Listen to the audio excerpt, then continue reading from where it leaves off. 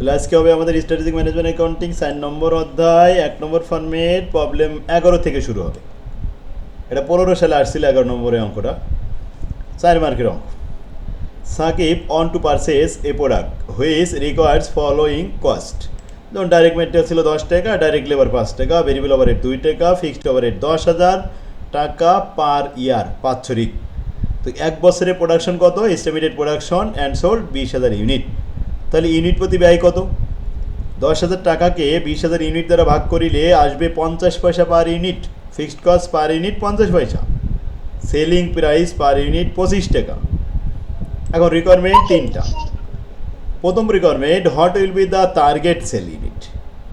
কত ইউনিট বিক্রি করলে আমাদের লাভ হবে এত টাকা। কত টাকা? The amount of target profit 1 lakh. 1 lakh টাকা লাভ করতে চাইলে 20 টাকা দরে কত ইউনিট সেল করতে হবে। টার্গেট সেল ইউনিটের সূত্র আমরা জানি, fixed cost plus target profit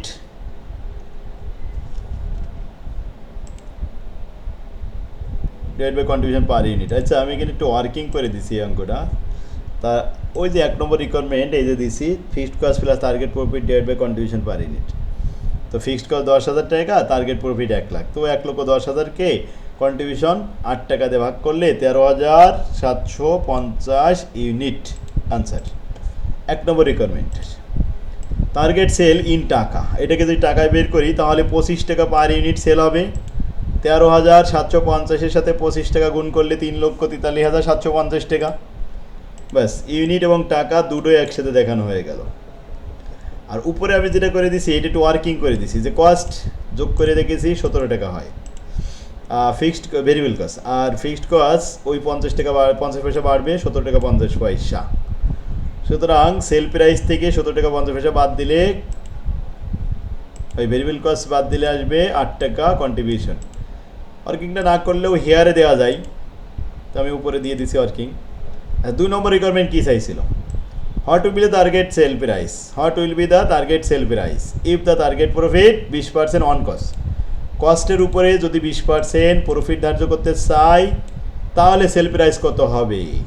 cost তো আমাদের 17 টাকা 50 পয়সা। এখন 17 টাকা 50 পয়সা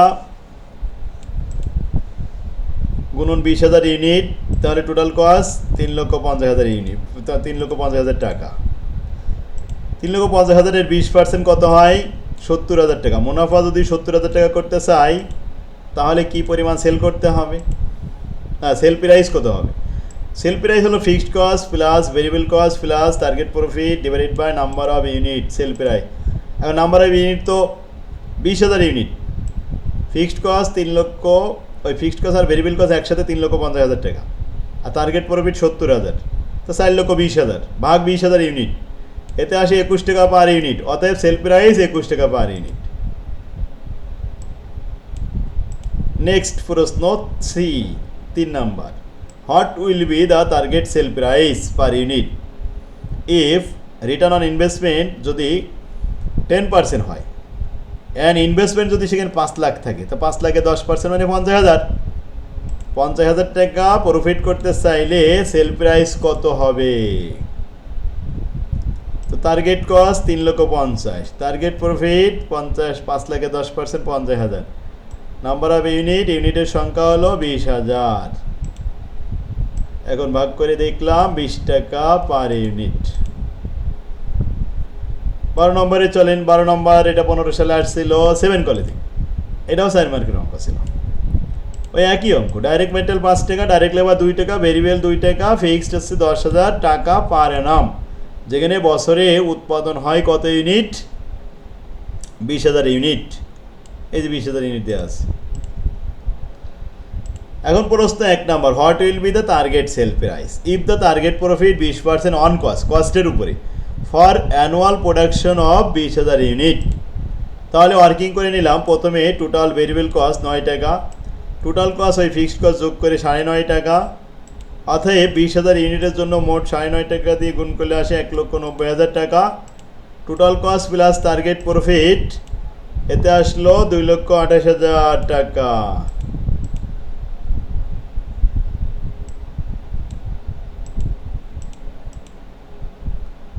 selling price per unit, total sell, number of unit ভাগ করলে হয় 11 টাকা 40 পয়সা।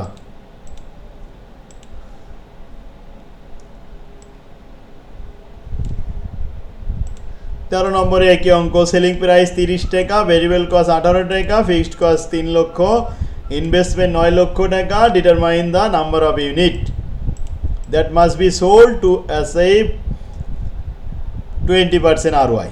ইনভেস্টমেন্টের উপরে যদি 25% লাভ করা হয় তাহলে determine the number of unit that must be sold. কত ইউনিট সেল করলে প্রফিট, টার্গেট প্রফিট 25% হবে।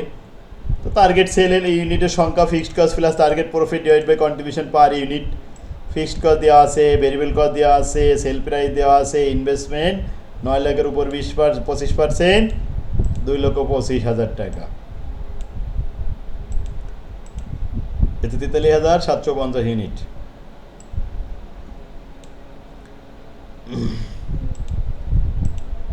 রিটার্ন অন ইনভেস্টমেন্ট 2,16,000 টাকা যে লাভ হয়েছে এটাকে 9 লক্ষ ইনভেস্টমেন্ট দিয়ে ভাগ করলাম, 24% হয়েছে। এটা ছোটো ছোটো রিকোয়ারমেন্ট, পারা যাবে অঙ্ক। এই যে 14 নম্বর, এটাও আছে ছোটো 4 মার্কের অঙ্ক। 15 নম্বর, এটাও 4 মার্কের অঙ্ক। এটা আসছিল কিন্তু 17 সালে, 7 কলেজ ন্যাশনাল ইউনিভার্সিটি। 15 নম্বর অঙ্কটা এরকমই আসবে, 4 মার্কের অঙ্ক। সব ইম্পর্টেন্ট অঙ্কগুলো কালেকশন করে এক জায়গায় করে দেওয়া হয়েছে। 16 নম্বর, এটা 4 মার্কের অঙ্ক, এটা আসছিল 17 সালে। তো 22টি অঙ্ক আছে এখানে,